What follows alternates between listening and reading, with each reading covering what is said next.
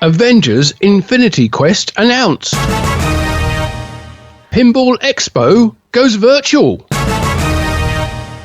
Multimorphic adds Twitch Connect support. Hi, my name is Jonathan Joosten. I'm the editor of Pinball Magazine, and welcome to the Pinball Magazine and Pinball News free monthly pinball industry news podcast. And I'm today here joined by... I am Martin Ayub, and I'm the editor of Pinball News, and we're here to look back at all the events that took place in August and a little bit of the month of September. And there's a good reason why we're a couple of days later than normal, and Jonathan will tell you exactly why that is. Well, of course, as a good journalist, we knew there was a new game going to be announced, and Pinball Expo was coming up with some news about their upcoming October event. So we figured we'd wait a couple of days so we can include that news and bring it to you straight off the press. Yep. So rather than delay these sort of fairly major stories until next month, we wanted to bring them to you as soon as we possibly could. So let's start off then, shall we? Yes. Dive straight in. Right. Not beat around the bush anymore. No. And usually we start with Stern Pinball unless there is another manufacturer with big news. But in this case, I guess it's more than fair that Stern Pinball will be the first company where we discuss the news, as they just announced Avengers Infinity Quest. It's a new game designed by Keith Elwin and his design team. It's the second Avengers title that Stern is doing, because they already did an Avengers game in 2012 designed by George Gomez, and he also did Iron Man is part of the Avengers, Spider-Man is part of the Avengers. So Stern has a very good relationship with Marvel, I suppose. And with Avengers Endgame being one of the most successful movies ever, I guess they figured the most successful so far, I think. Right. I guess they figured, let's do another Avengers movie. And Keith Elwin was the lucky designer to put his ideas on this game into a pinball machine. Yeah. So obviously it's a new Avengers, a second Avengers game, but it doesn't carry over anything from the George Gomez design. No, it's a completely new design. Yeah, it's got all new art package from Zombie Yeti, Jeremy Packer, and from what we've seen so far, and we've seen a certain amount of gameplay, it looks like it's a very packed play field with some very striking artwork. What's your take on what you've seen so far, Jonathan? You got to give credit to, first of all, Keith Elwin for the playfield design, but also to Stern Pinball for marketing this game, as they had several videos available, over 60 pictures of the various models of the game available as well, many close-ups and so on. So that's all very well organized, I would say. We haven't seen any real gameplay that can tell you anything whether the game is any fun, but the layout sure does look fun. It's several elements that are, I'd say, a fresh take on some things that we may have seen in the past in pinball, but developed into a 2020 type of thing. I mean, the limited edition does have a spinning disc with a post on it, similar to what we've seen on Safecracker. But on the limited edition, it actually raises like the Ringmaster in Circus Voltaire, revealing a subway below the playfield, which where you can actually see the ball travel below the playfield, because they put inserts above the subway. Clear which is something ones. I think we've seen on Cyclone, if I'm not mistaken. Well, we've certainly seen it on Metallica on the premium and limited edition there for the coffin lock. Right. But yes, this is actually that subway is used as a 3-ball lock, so you can see the balls stacking up as they're locked. And I think so. And it's got some decent lighting in there as well, by the looks of it. Yes. So there's a couple of other elements that are. I found it a very fresh pinball design, and I can't wait to play it. Yeah, I think probably the other key toy would be the Avengers tower, right. which is kind of like it's a very steep ramp with a magnet at the end, which has some optos on the way up to it, and I think we haven't actually seen it in use yet, but from the description it sounds like it's used like a virtual vary target, whereby the speed of the ball is measured as it goes up the tower and awards points or features according to how fast you hit it. But the ball goes up to the top, gets grabbed by a magnet, there's a little lock animation or other animation takes place, and then the ball is released back down onto the playfield. Right. So, and it has lights on the side. So it's a fairly simple mechanism, and the only moving part really is the ball in it. The rest of it is electrical with the magnet at the top. But it looks like a nice feature. And right. the other, I mean, elsewhere it's kind of existing mechanisms, things like spinners and captive ball and up kicker on the right hand side for the LE and premium, which kicks it onto ramps. But also there's quite a lot of ramps on this game, it's particularly on the higher versions. Yes. So there's wire forms all over the place, and I think 2 of them lead to the in lane on the right hand side. So there are multiple ways of getting the ball back. And it's a 3-flippered game. So the upper left flipper has quite a few shots for it. The key one, I guess, is probably the side ramp, which interestingly appears to be able to be shot from. Is that the one that can be shot from all 3 flippers, or is it a different ramp? I can't remember now. No, that's the right ramp is a ramp, and Stern claim it's a first in pinball that can be shot from all 3 flippers. Indeed, they actually made the ramp a little bit wider so that it can be shot from all 3 flippers. So you can also backhand it with the right flipper. Not a very spectacular first, I would say, but I suppose the game makes up for that in other features, I suppose. It has a very, very colorful art package, very busy as well, but not as busy as I've seen on some other games. So I'd say there's a good balance. Since it's the Avengers, it's also worth noting that this is based on the comic book version of Avengers and not on the movie. Yes, good point. Which I suppose gave Zombie Yeti, the artist, a little bit of more, how do you say, creative freedom, or leeway. Yes. Yeah. So, but it looks like a very interesting layout, and we have seen some videos or clips but basically those are almost like music video clips with very short shots where you see a ball traveling or a flipper flipping, but you don't get any idea of what gameplay is actually like. So yes, of course, the game it's a pinball machine. We see a ball traveling, we see multi-balls going. Well, really, the videos were put out there to show you the features that are in the game.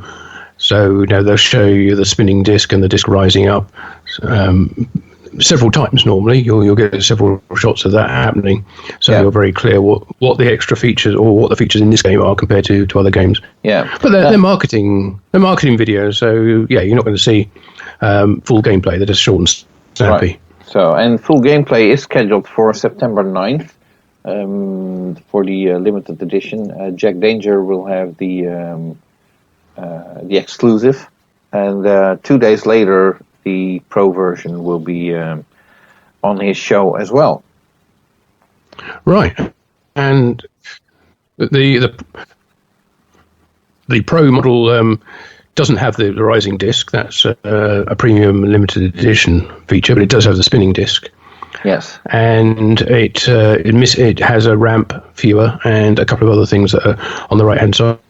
The up kicker there is now a stand up target on that, so that doesn't do the same kind of things, and obviously doesn't have the under playfield lock that the premium and LE will have. Yeah, but even so, it still looks an interesting game. Yeah, oh, absolutely. The only thing that I'm a little bit worried isn't the word, because I really don't worry about it, but it appears to me the spinning disc with the stand-up post on it, that's a rather small disc, which means that the range of the post moving around is, I'd say, probably 3 ball sizes, so to speak. There's a target behind that disc that you have to hit, but chances are most of the time the target will be blocked by the stand-up post on the spinning disc. So that's going to make it a little bit harder to actually hit the target, I suppose. Yeah, it's the same kind of thing you get if you're playing, as you mentioned, Safecracker. You're trying to shoot the ball across the play field, so you can get it into the kicker on the left-hand side. Quite often that post is in the way, and it ends up spinning the disc and blocking the ball instead. Yep. But it's part of the fun of pinball. Yeah, always something in the way. Well, the ball is wild, and so are the toys on the playfield. Yeah. I was a little disappointed with the look of that post. I thought it could have been a bit more interesting, especially considering that the first iteration, the more recent iteration of that, would be the Tesseract from the earlier Avengers game. You can say the original one, but it is also the original, which had 2 posts and a model on top as well, a spinning model, which made it more of a feature of the game.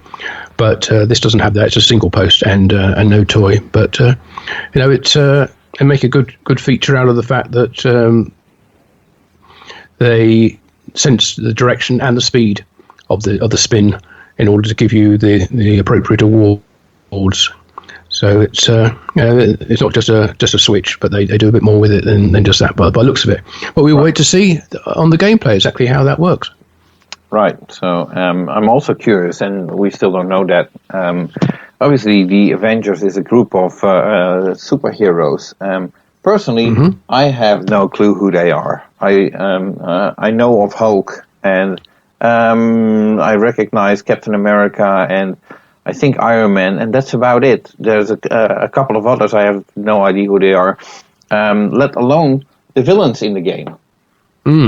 Yeah, well, obviously there are plenty of Marvel Universe fans out there who know all about the Avengers and the characters in it. I'm like you. I mean, I've seen all the movies, so reasonably familiar with the storyline, but I don't know quite where this one is coming from, or indeed who some of the characters are, like you. But I do know that on the playfield there are a lot more characters depicted than appear to be sort of have modes or features for them in the rule set. But right, we're yet to see. And of course, this comes out at a time when we just had the death of Chadwick Boseman, the star of Black Panther, and that I think led to a slight delay in the announcement of this game in respect for that.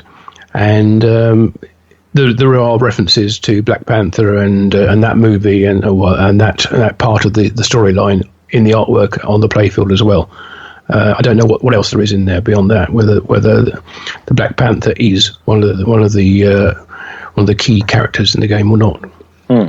Right. So so far we've only seen photos, but we haven't even seen a rule set card with game rules. So we still don't know. No, we haven't seen any display animations or anything like that either. Yeah, so so far it's still a guessing game of what the object of the game will be and how it will how it will play. Obviously, that's also a fun part. The risk could be that people come up with rules that are far more interesting than what the game eventually turns out to be. Although, with Keith Elwin on design, he's got a very good track record for producing hit games at Stern Pinball. This is his third title, but Iron Maiden and Jurassic Park can definitely be considered hit games, I suppose. So, obviously, the expectations are high. Yeah, and this one's just come out fairly soon after Jurassic Park. It hasn't been a sort of like an 18-month, I don't think, period between that game and the announcement of this one, which is the sort of normal development time for a new cornerstone game, which is what this is for Stern. Right. I have to admit, I wasn't expecting this one to come out until fairly recently, because we're still expecting. Well, we haven't had a Steve Ritchie game for a while, have we? So the last one was Black Knight, and that's exactly quite a while. But then again, usually there's like 2 years between a Steve Ritchie game, which means that other designers at some point get to go again, so to speak. Yeah, exactly. Yeah, so it's like Keith is being rather prolific with his productions at the moment. So that's good for Stern, because they want to keep producing 3 cornerstone titles a year, and obviously they introduced Stranger Things as well into the mix at the beginning of the year. So that's coming from Brian Eddy. So that was a new designer on the team. Right, so and then we had Turtles, which is a John Borg game. So and prior to that, we had Jurassic Park. So Steve Ritchie, you'd expect him to be next in line. Instead, we get Keith Elwin again. Yeah, that's right. Yeah, and not sure whether it could very well be that Steve Ritchie's next game is ready to go, but that Stern management decided, no, we're going with the Elwin game first because for whatever reason, and possibly COVID related. Or it could be that Steve is not done with the design. That's all speculation at this point, which we're not going to do. So nope. We'd rather stick to the facts. I'm sure that game will come out when Stern are ready to bring it out. Right. So sticking to the facts, and there's a bit of sad news. Also related to Stern Pinball, as Ches Siddiqui, a technical support engineer at Stern Pinball, passed away. You have more details on that?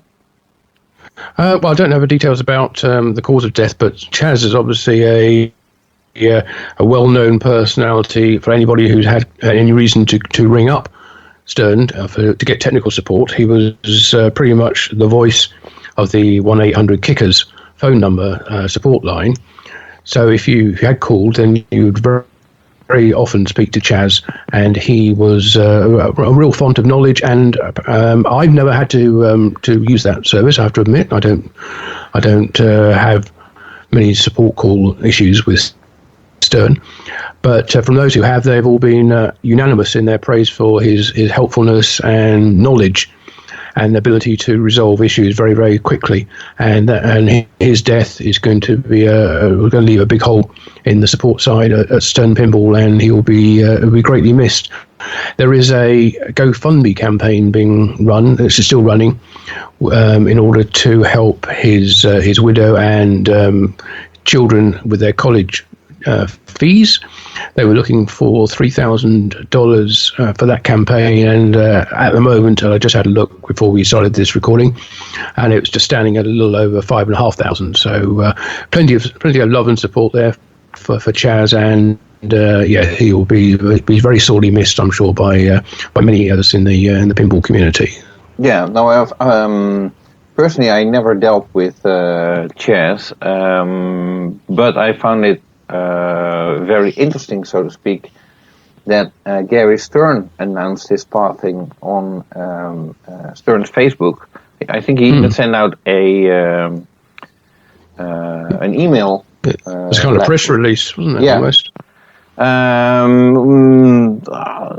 As far as I know, that's the first time something like this happened. I'm not sure how many Stern employees have passed away in previous the existing of the company, but never seen something like this. So Chess must have been a really public figure and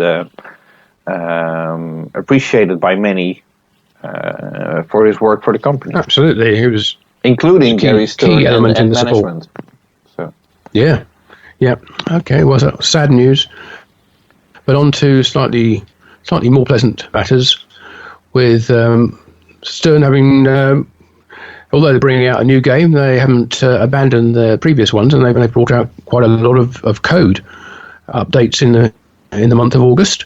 In fact, we had 4 different updates, 2 for Teenage Mutant Ninja Turtles, Stranger Things update, and Elvira, House of Horrors. That's also got a new version. If you don't mind, I'll just rattle through some brief summaries of what those are. I'll keep it brief because I have none of those games and I couldn't care less.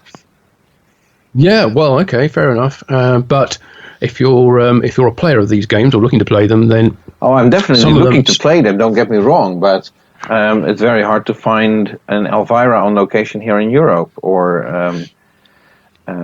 even Teenage Mutant Ninja Turtles. But okay, let's hear what are the upgrades. Okay, well, I'll start with Stranger Things. That's now version 0.98, so almost at version 1. Yeah, it was a fairly minor update. It just brought some new display effects and some videos, so more assets in there. Some adjustments for the jackpot values for sending back multi-ball, like the Fire multi-ball, Total Isolation 2 multi-ball. I can hear Jonathan's really drawn in by all these details, and is keeping himself busy. And has some new sound effects, and priorities and level balancing and things like that. So useful, if you hear some snoring update. in the background, that's me. If you hear it in the foreground, then you have to be worried, because that's me. Version 1.11 of Teenage Mutant Ninja Turtles came out at the beginning of August. And version 1.2 came out on the 20th of August. Now, those have got all the usual things, various display messages, lighting effects, and bug fixes. Some new rules for Final Battle Challenge, which is the kind of wizard mode, allowing you to select a turtle and get different power-ups. Okay, sure. Well, not with that attitude. You won't, Jonathan, no. Some minor rule changes amongst the rest of the game for the hell bonuses. If that's something you rely on in getting your huge bonus scores, previously they were held over in an unmultiplied method, and now they're multiplied.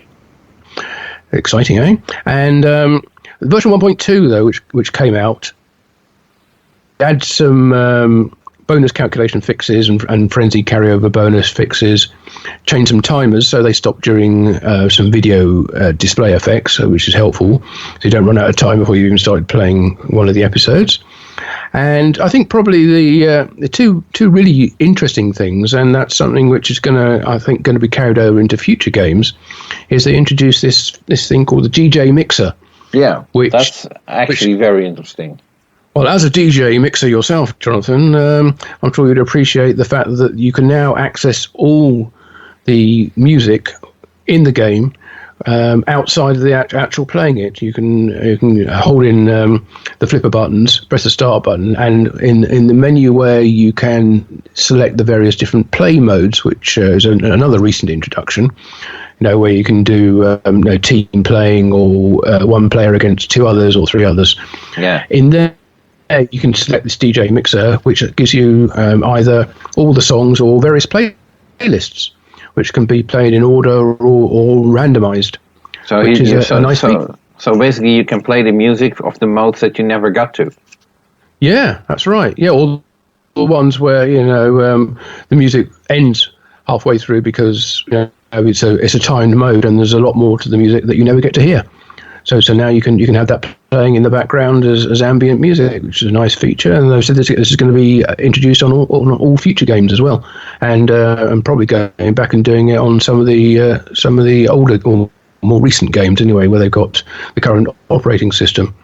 The other final thing that they added in that, which is this is a bugbear that we've actually raised on this podcast before, where streamers have had problems with their streams being taken down from Twitch or YouTube because they contain licensed music, which the record company who owns the rights has blocked, and they've ended up having a strike against them. Well, Stern have in this version 1.2 of Teenage Mutant Ninja Turtles, they've added an adjustment for licensed tune replacement, which allows the licensed music in the game to be replaced by an instrumental cover.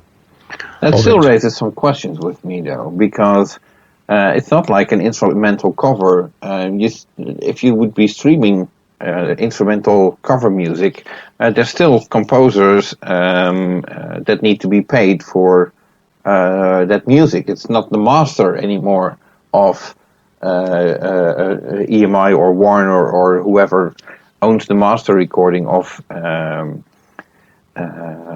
the song by a particular artist, but but you still have to deal with composers and composer associations, publishers, and all that kind of stuff. Yes, that's true, but that original music is licensed for use in the game, so that should all have been covered by the license to use the original music.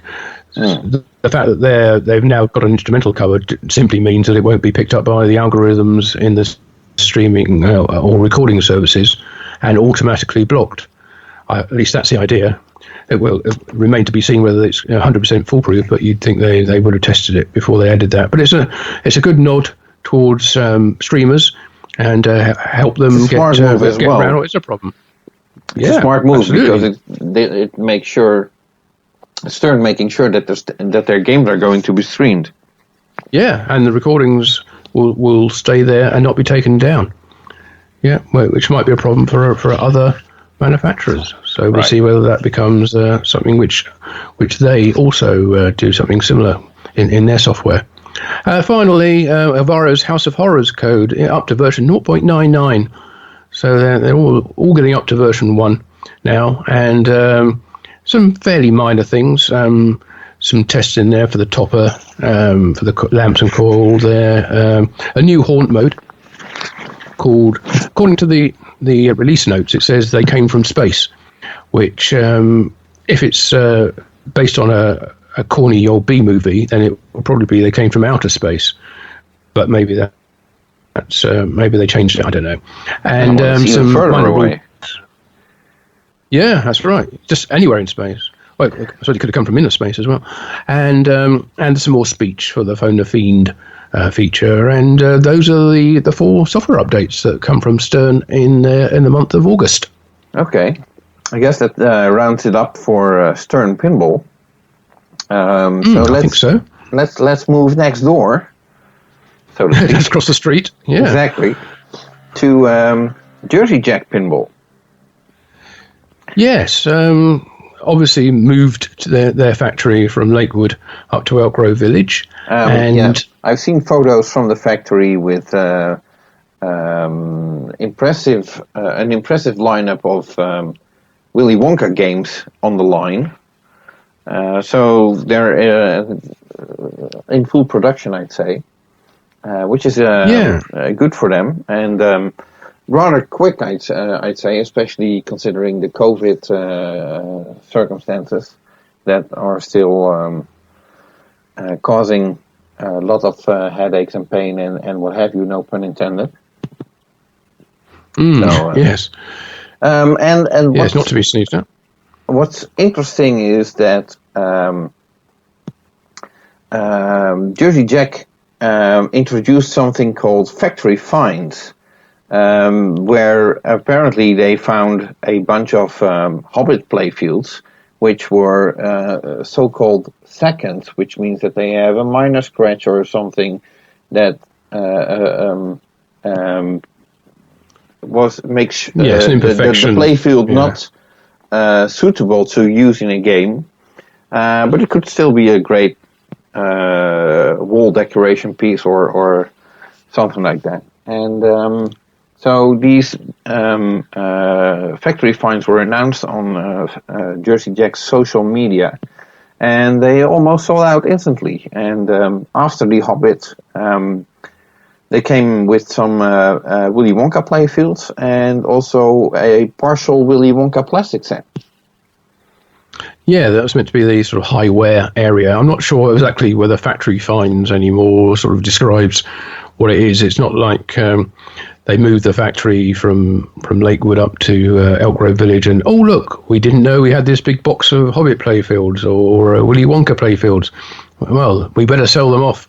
So anyway, so that's considering Willy Wonka is on the line at the moment, as you said, then the fact that they're selling off sets of the plastics, I guess means that these are just sort of bonus items that are available and in limited numbers. And as you also said, they do tend to sell out very quickly. So probably worth keeping an eye on JJP's social media streams to see what the next items that come up are, because you never know, it might be some really hard to find or unique parts that are being made available to buy. Right, okay, so hold on. You should probably hear in the back. My phone is ringing. And I guess it's not, is it? You know what time it is. Oh, he picks his moments, doesn't he? Yeah.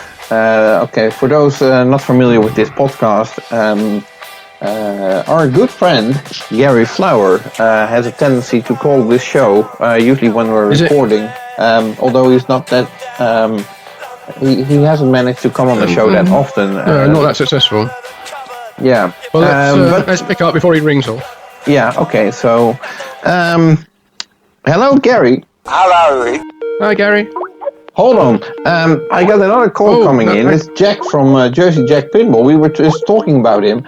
Sorry, Gary. I got to take this call. Oh. Jack, thanks for calling. Hey. What do you think of the new Avengers Infinity Quest game?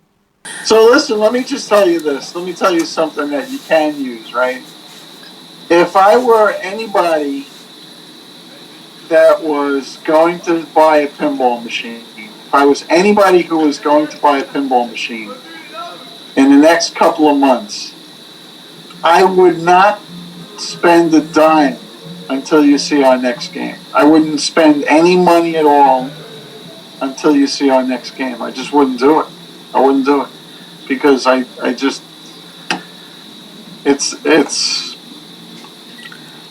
just gonna blow the windows off of a lot of things, and a lot of people are just gonna be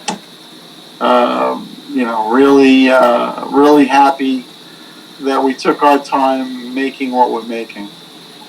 Okay, but are you assuming here that people can only buy one pinball machine? Because there's plenty of people who can buy a pinball machine today and another one next week.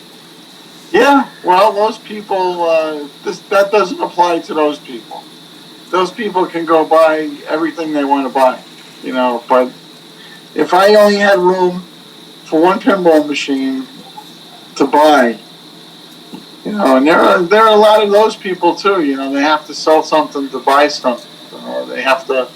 I have a customer who's a dentist, and every time he buys a new game, he puts it in the game room and he takes the glass off the back box. And his wife says to him, "You bought a new game." "No, this whole thing, come on, I'm working on it. It's opened up. What are you talking about? It's not a new game. I have this game. Come on." So he thinks she's stupid, and he thinks that he got over on her. In the meantime, he got his game. Right. So I'm sure she notices the side art is different. I said to him, "Look, she married you. How smart could she be?" Well, of course, you're always a salesman, Jack, but can you not give us something that, a little tease of something that would encourage people to wait that extra month or two in order to buy a Jersey Jack Pinball game, or the next Jersey Jack Pinball game, rather than anything else that might be out there? Well, I would say, our best games are ahead of us. That's what I would say. But you always say that.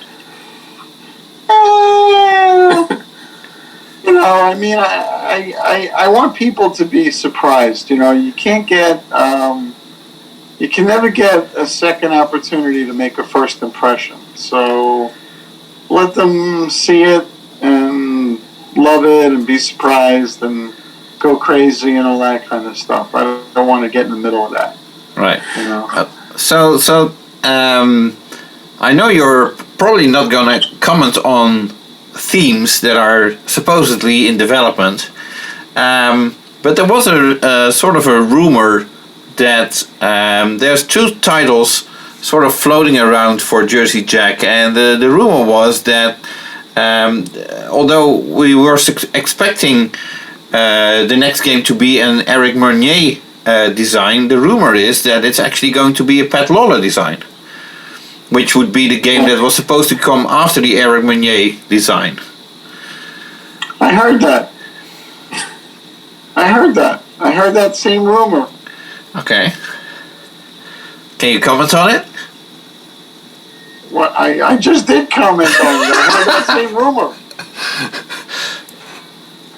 Okay. Well, given the fact that you will be launching a new game fairly soon, is there anything you can say about what might have changed in the way you're going to launch it, given the fact that you now can't go to any of the major shows, do a big presentation there, and whatever you're going to do is going to, I imagine, going to have to be an online event.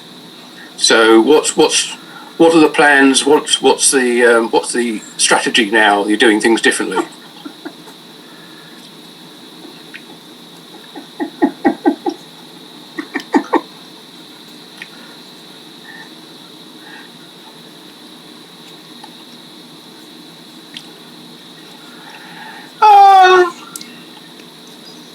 You guys are too much. Well, you know, I guess there won't be shows for a little while. So, you know, we'll launch it in a different way.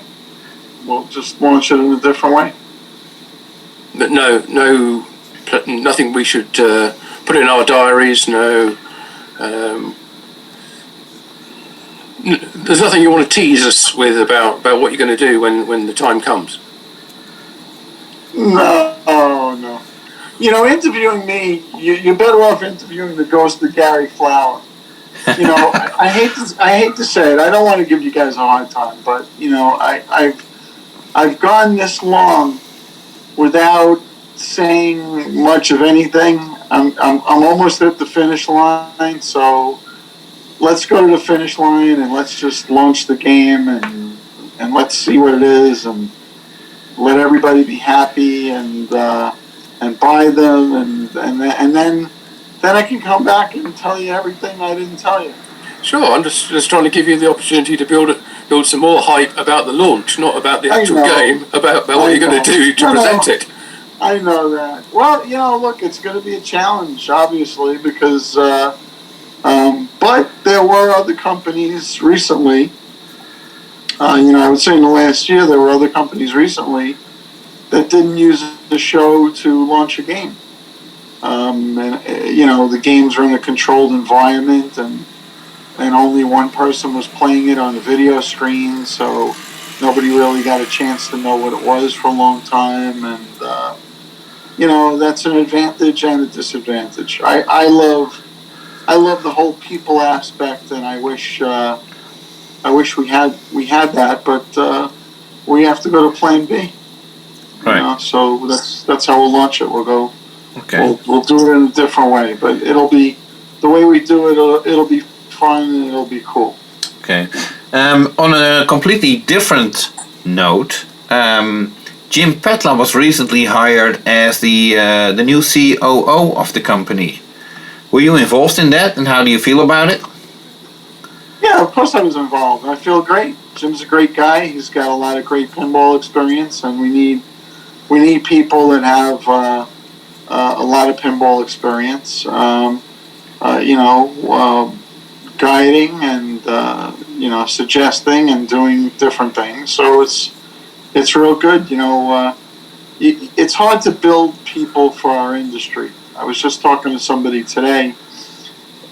What I should say, it's you really need to build people for our industry. It's hard to just hire somebody off an ad or out of school or something like that and throw them into the world of manufacturing and making pinball machines. So if you have somebody that has that experience, you want to get that person on your team, and that's what we did.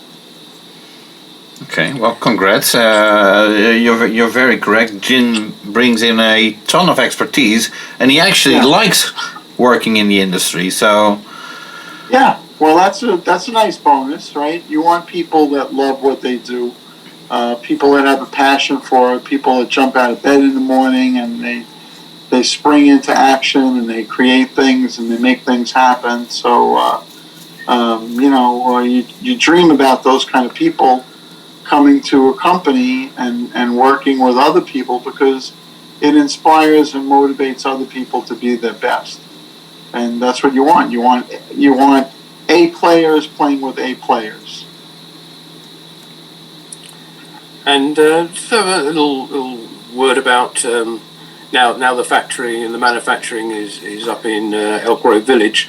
How's that impacted on your schedule? Are you commuting backwards and forwards between your home and there, or are you able to spend more time at home and do what you need to do from there? Well, good thing for Zoom, and good thing for FaceTime, and good thing for all the technology we have today. I haven't been out there yet. I'll be out there shortly. But, I'm connected to what's happening pretty much every day. I don't feel anything but good things about how everything is working. So, we still have so much to do. The company's going to be 10 years old soon, unbelievably, to think of that. And you look at where you go, where you started, what you're doing, and all the different people that are working very hard to make games. So, it's all good. I feel good about it. I think for future, just a general statement of, I don't know that business people will get on a plane. I used to fly 150, 160,000 I was going to ask you about that. Yeah, 150, 160,000 miles a year the last few years. I don't know that business people would get on a plane and fly 6 hours to meet face to face with somebody for an hour or two meet it. I think trade shows will come back, and face to face, we hope, comes back soon. But I think the pandemic, unfortunately, has forced technology ahead by maybe 10 years in just a few months, maybe more than 10 years, because even right now, I'm not with you guys in the back room of a beer hall, drinking champagne and eating chocolate and having a conversation, unfortunately. Those were good times. I'd rather that we were doing that than this, but this is better than nothing. So, sometimes you get used to what you can accept. Like the Rolling Stones say, you can't always get what you want, but you get what you can. It's kind of like the situation right now with some of the communications and travel and things like that. So it's temporary. It's a temporary thing. It's not forever. Hopefully not. It's not going to be forever. It'll be temporary. We'll laugh about it. Hopefully, we'll laugh about it. I'm an eternal optimist, so I have to feel that way. Good. Oh well, I think that's answered everything I had a question about. I don't know about Jonathan. Yeah, sums it up for me as well. Thank you. Good.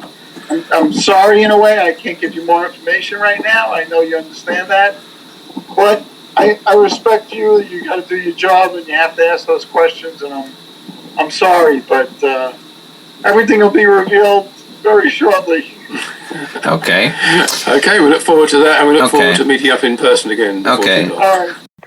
Okay, so that was an edited version of our interview with Jack Guarnieri. Thanks for calling in, Jack. A little bit of information got lost in between all the off-the-record parts that we obviously had to edit out. The first being that Jersey Jack Pinball basically will not be announcing any new games until they are boxed up and ready to ship. And that might take a while, so Jack's hoping that people will have a little patience. Yeah, well, that's where they always wanted to be. So if this is a game where they get to that point, then fair enough. Yeah, thanks, Jack. Jack Guarnieri of Jersey Jack Pinball. Unfortunately, not revealing very much about upcoming games as we... But hey, we tried, and you get it from the horse's mouth. Yeah. No insult Not revealing intended. a whole lot about his opinions of Avengers either. Yeah, he was very political in that regard, I'd say. Yeah. Yeah. So. Well, so interesting nonetheless. I found it particularly interesting that Jack hasn't been up to the new factory yet, but we'll plan to go up there very soon. Probably due to the corona situation. Oh yeah, almost certainly. And he's not flying anywhere near as much as he used to. He said he was doing 150,000 miles a year in the air previously, and that's basically all come to a halt. Right. So. But anyway, he's safe. His family's safe, and everyone at the factory and the company seems to be safe. So good news there, and we look forward to seeing the next new game from Jersey Jack Pinball when the time is right. Right. Okay. So, since we briefly talked about Jim Petla working at Jersey Jack Pinball, Jim obviously came from American Pinball, so here's that bridge. So, what news do we have regarding American Pinball? Well, not a huge amount. Their Hot Wheels game is obviously their big title, and that's what they're pushing, and they are promoting it in association with the IFPA in what they are called the Hot Wheels Live Stream Challenge. Now, basically, there are like 15 challenge events, each of which has a specific goal that people are trying to reach on the Hot Wheels game. They could be the fastest person to complete something, the highest score in a mode, or the most cars collected, or something like that. And of all these 15 challenges are being run between now and the end of the year, and they're being done by streaming. So to do these, you need to have a Hot Wheels machine, and B, be able to stream what you're doing. Right. So that rather limits it, but. Not like you can go and play on location and enter one of these challenges if you would be interested. Well, you might be able to. I'm not sure how difficult it would be just to get. If there's two of you and you can socially distance, if you need to, if somebody can just hold a phone, and record and live stream onto Facebook or something like that, then maybe that would qualify. But obviously you need to register in advance for doing that. So to do that, go to the IFPA website and you can register your interest and intention to take part in any of these challenges. And there are all kinds of Hot Wheels and American Pinball branded prizes for the most successful. Could you get points for where you finish in each of the 15 challenges? So at the end of the challenge season, the prizes will be awarded. So that's a little something to for those people who are able to take part, and I guess other people can watch them attempt to beat the existing high scores for these things as well. If you go and watch the regular streams. Right. So one other detail about Hot Wheels that I read a couple of days ago. Obviously, these challenges that we just discussed are organized in collaboration with the IFPA, which is run by Josh and Zach Sharp, sons of Roger Sharp. And interestingly, I already knew that Roger Sharp was involved with American Pinball in getting the Hot Wheels license, but what's also interesting, at least I found it interesting, is that Josh Sharp has been involved in consulting the design team for Hot Wheels, basically making sure that the gameplay is accessible to people of various skill levels and so on. And apparently, as Hot Wheels is getting a lot of positive feedback, I guess we have to thank Josh Sharp for his input on that.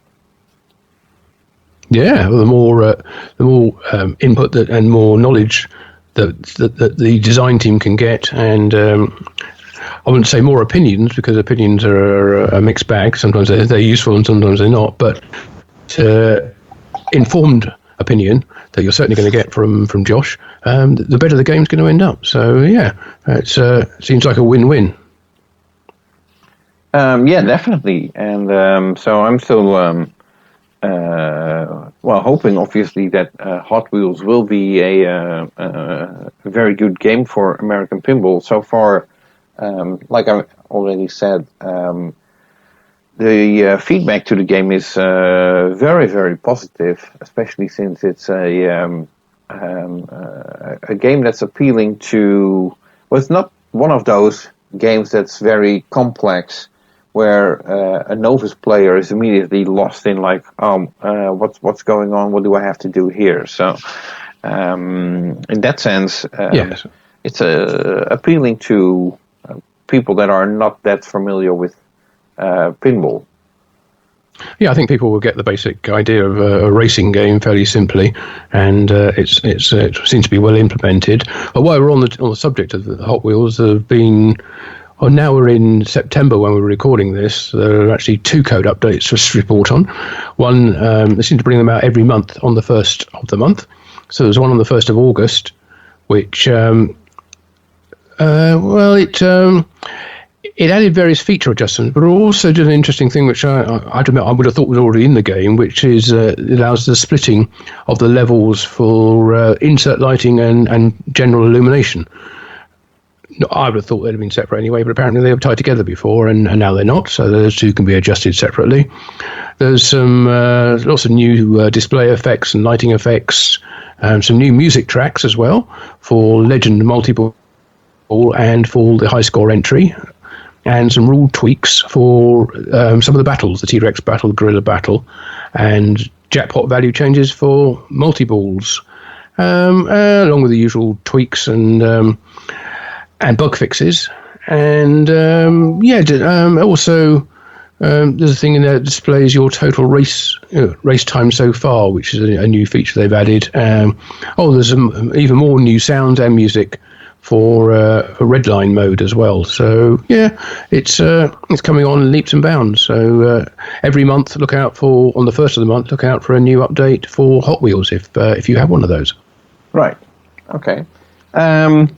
I suggest to move on to another code update, but then from a different company, because I think that's about all the news there is to report from Spooky Pinball. A code update for American, Rick and Morty. American aren't the only ones who have been doing 2 software updates. Spooky, as you say, have also got two code updates for Rick and Morty. Version, they're really only 2 days apart, so the second one was just fixed a few minor bugs that got introduced in the first one, I think. But they 2020.08.10, so the 10th of August version, that added more speech for Bird Person and the Roy mode narration. Added new high scores for each adventure and for each multi-ball as well. Changed some of the insert lighting, some new rules for Morty's Choice, some bug fixes, which were then fixed again. And also some change of how a few of the things in the gameplay work, but there's too many of those to go into to detail them all. But anyway, that game should be on version 2020.08.12 now. That's the current version as of the date of this recording. Right. Okay, well, I'm still waiting to play Rick and Morty, and the problem is COVID crisis, traveling, and I don't think we have any Rick and Morty games in Europe yet. well, hopefully soon there will be some Rick and Morty games in Europe, and preferably close by, so I can give the game a go. The good news is, as they keep developing the game, the more they develop it, the more I can enjoy it, I suppose, in the sense that better it gets. The completer the game, the more fun it should be, especially in case of Rick your and first Morty. impression. Yeah. Your first impression should be an even better one. Yeah. Yeah, that's good. Okay, well, I haven't got any other news from Spooky at the moment, so let's head on down to the south of the US and to Texas and to Multimorphic, where Jerry and the team have introduced a new feature to at least one of their games at the moment, and coming to others later. Right. And surprisingly, not to Heist, but to Cosmic Kart Racing. That's right, yeah. The Cosmic Kart Racing has just had added to it support for Twitch Connect, which will allow people who are watching live streams of P3 games being played to interact with that game and control the game in various ways. So Cosmic Kart Racing obviously would seem like a really good one for that, because they allows the people who are watching the stream to fire some of the power-ups or the blockers for other players or the player they're watching, which is could be interesting, could be annoying, could be collaborative in a really interesting way. But it opens up a whole range of possibilities for other features that could be started during a game just by people who are watching the stream. And I guess it has to be controlled in some kind of way. But no, it's early days yet, and it's an interesting interactive addition to the P3, and of course, it's a first for any pinball game, as the P3 often is used to introduce whole new features, which other manufacturers gradually add to theirs to some degree or other. Right. And so apart from the internet gaming and the USB and Bluetooth headphones that we reported on in previous podcasts, they now Twitch Connect support. So let's see where that goes. It sounds rather complicated. Maybe I have to see in person or on a stream how it actually is working. Is there any way that we can find out more about that? Yeah, there's a stream coming up, I think, on is it the 7th of September, I think. Monday is 7th of September, where Multimorphic, Buffalo Pinball and Gamma Goat will all be streaming on Twitch, streaming live on Twitch, and showing how the Twitch Connect feature can be used in Cosmic Kart Racing. So this is something which is out there now, and you'll be able to tune in to any of those streams, I guess, either Multimorphic themselves, Buffalo Pinball or Gamma Goat, or all on Twitch, and see what the possibilities are, and maybe make some suggestions to the team as to what you think it would be, how it could be improved or added to. Right. Okay. So that's Monday, September 7th. Okay, I'll have to keep that in mind. It's 8 p.m. Eastern time, I should say. Okay. Sticking since we're in Texas, let's head a little more south to San Antonio, where Deep Root Pinball is located. Now there's some interesting news regarding Deep Root, in the sense that last month they had a rather odd way of announcing that there would be a sort of launch in September. And what I mean by that is there's this website called This Week in Pinball, where they are recapping basically the pinball industry news as we are, but then on a weekly basis. And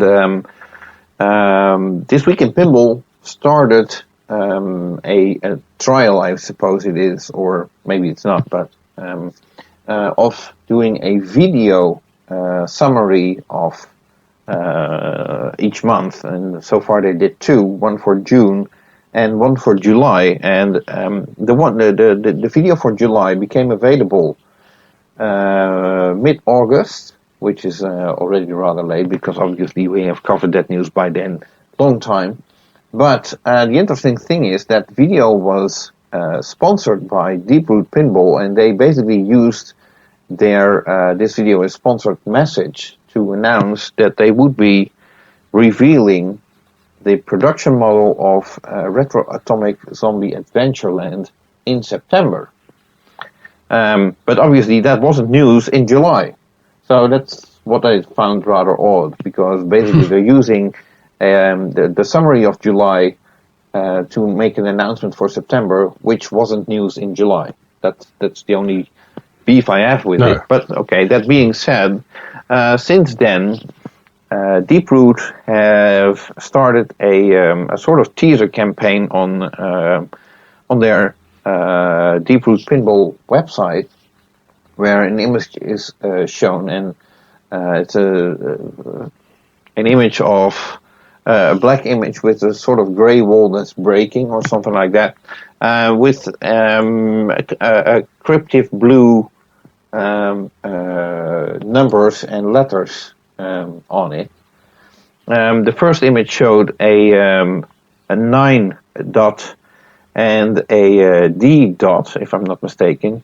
And a couple of days later, that's right. Which is where we are now, the number 20 was added to it. So now we have 9.20.D. Sorry about that. Yeah. And it's exciting. Yeah, extremely, because obviously, well, it could be anything. You might expect that there will be a date revealed for, say, September something 2020. Although we still don't know what the D stands for, but oh well. Yeah, we're recording this on September 3rd, and September is still a long month, so we'll have to wait and see when exactly this production model of Retro Atomic Zombie Adventureland will be revealed, and then we'll have to see what the changes are that they made compared to the version, the prototype that was shown at the Houston Arcade Expo. I think that was November of last year. So basically, we're 10 months later. I was just say, I have to admit, when I get into these sort of tease type scenarios, they kind of turn me off rather than get me interested, and I refuse to be drawn into it. And it's like, if you've got something to show, just show us. Don't try and build up some fake interest. No, there's plenty of things, plenty of better ways to tease it than to try and sort of create puzzles, and that to me is annoying. But I'm sure when they do actually reveal something, it's going to be very, very interesting, and I will definitely want to. Well, we will cover it, of course, here and in our respective publications. Right. But come on, just tell us when you're going to do it, and do it. Yeah, exactly. And oh well, for now we'll just wait and see. Well, hopefully they use those 10 months to really improve the game, as it apparently needed some adjustments to the ramps, if I recall, because people were complaining that they couldn't. They're too steep. Yeah, the ramp was too long or too steep, and they couldn't finish it. So. Well, it seemed to be something that they built into the software, because there was some kind of award or whatever for or certainly some effect for not making the ramp if you tried to make it and failed. Yeah, that was also recorded. Right, and apparently the flipper power was on purpose turned down so that people would not be able to make the ramp. Well, we've heard that claimed a few times, if I recall correctly, and if not, then. That's basically my memory failing on me. So anyway, let's wait and see what they will show, and hopefully it will knock our socks off. yeah, I'm sure next month's podcast will be one of our headlines. Then, Probably, yeah. Yeah. So, anyway, moving back to Chicago, gaming that is. The new Medieval Madness remake RGB GI lighting kits and extra large display upgrades are now available for those who bought a Medieval Madness remake when those updates were not available yet. Obviously, this was... when they brought the Royal Edition out, that had all the RGB GI lighting, which was something which made a huge improvement, I think, to the way the game looked. To be able to wash the whole playfield in a particular colour, when you shooting the castle, the dragon shot, and you could get the dragon flames and that kind of stuff going right across the playfield, not being washed out by having white general illumination. So that's very nice. It's although interestingly, it seems it doesn't include the pop bumpers, which is a little odd, but I guess they're quite difficult to. I was going to say put RGB LEDs in if they didn't originally have them. Might involve significant sort of dismantling of those mechanisms in order to get new lighting in there. Especially on Medieval Madness, it's very difficult to get to the pop bumpers in the first place. Yeah, that's true. Because they're hidden under the damsel ramp. Yeah, so maybe that was decided it would be too much of an effort. Oh, and of course it means that that the Royal edition of that game has that extra bonus which can't be upgraded from the original, from the first version. So that'll always be an extra selling point for that game. Right, and also interesting to note is that apparently Chicago Gaming started production again of Attack from Mars, as I've seen several distributors basically announcing that they have Attack from Mars games in stock again. Yeah, I think they said it was a shorter run, or a short run of those games. Right.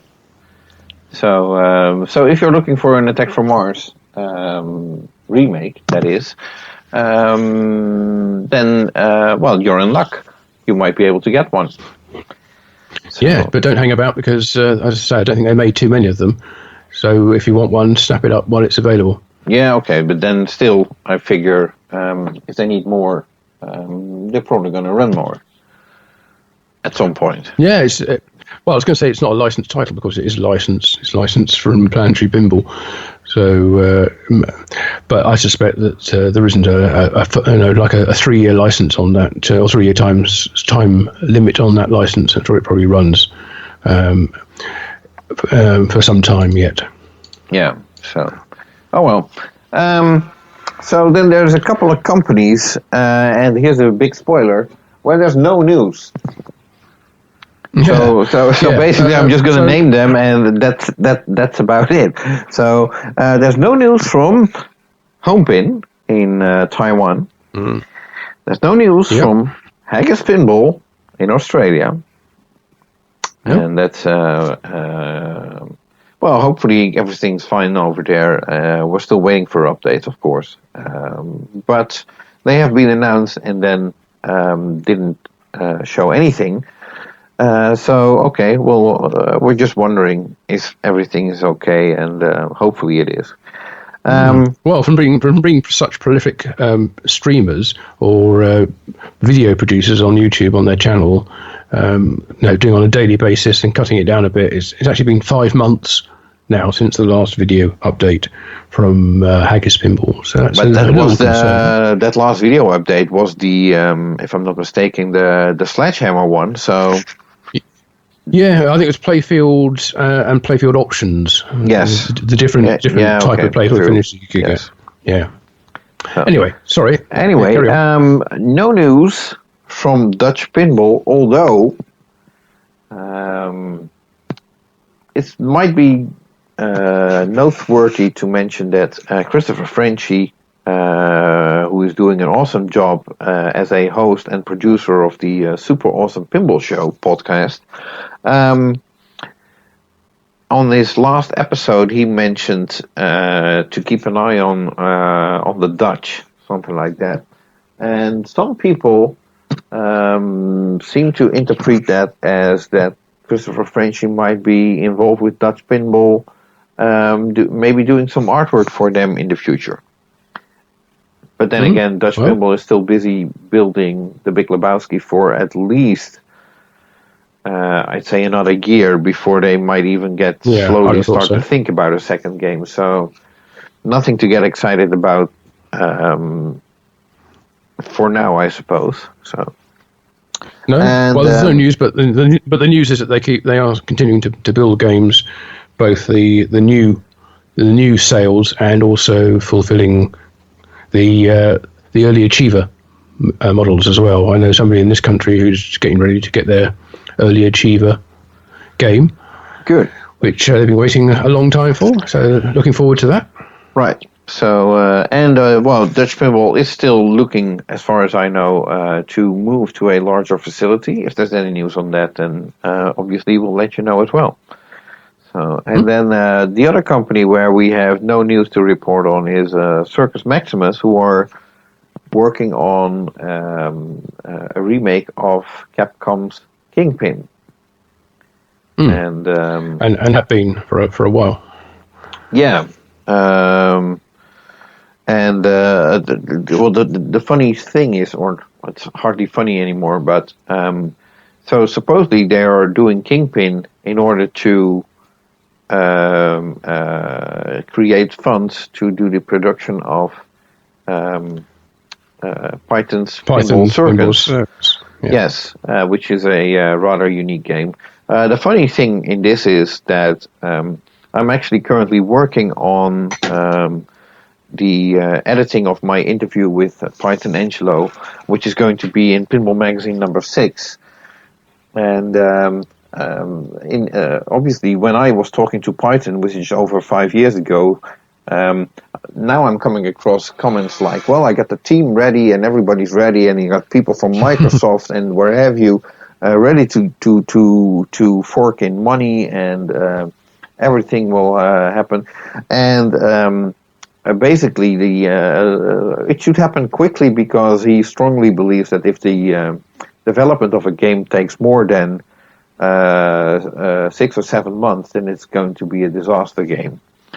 Now, obviously, these two games have already been designed, but if you look at how long it's taking the current team, which are only a handful of people, literally, I think it's less than 5, to get this thing going, I suppose that would not be approved by Python the way things are, the pace things are going.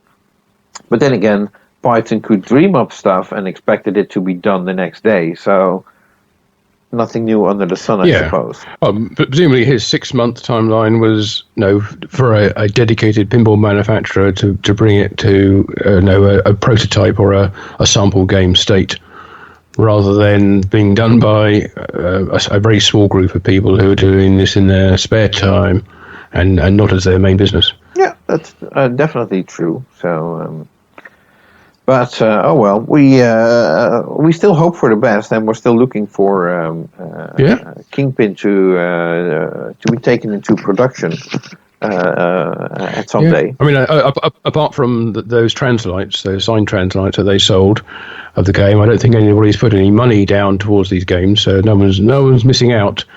But I think those who bought the translates were first in line to be able to buy the game, if I remember correctly. I think that was the deal. Yeah. But beyond that, there's no commitment to anybody else to actually get this game finished and across the finishing line and out there for sale. So it takes as long as it takes, I guess. Yeah. So moving on to other news. Yeah. Okay. Well, our third headline, I think our second headline actually, as it was about Pinball Expo, and of course, as we said before, it's one of the reasons why this month's podcast is a couple of days late.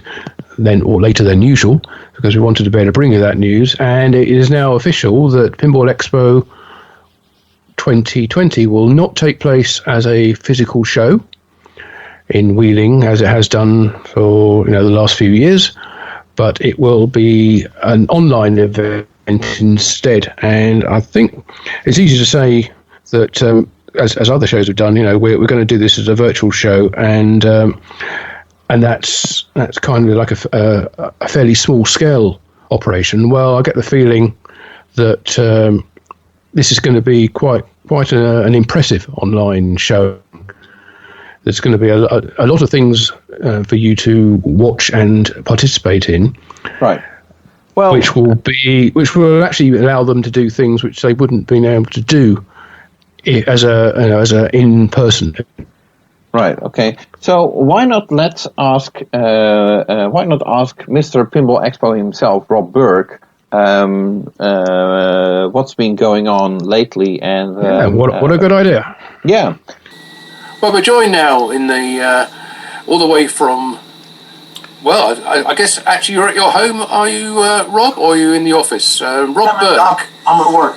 Rob Berk, Pinball Expo founder, organiser, chief, the big guy who today put out the announcement that Pinball Expo as a physical show will not be going ahead, but instead there's going to be a big program of virtual events which people can watch online for free. But Rob, tell us about the process that went into deciding that Pinball Expo couldn't happen at the West End this year, and you had to do something different.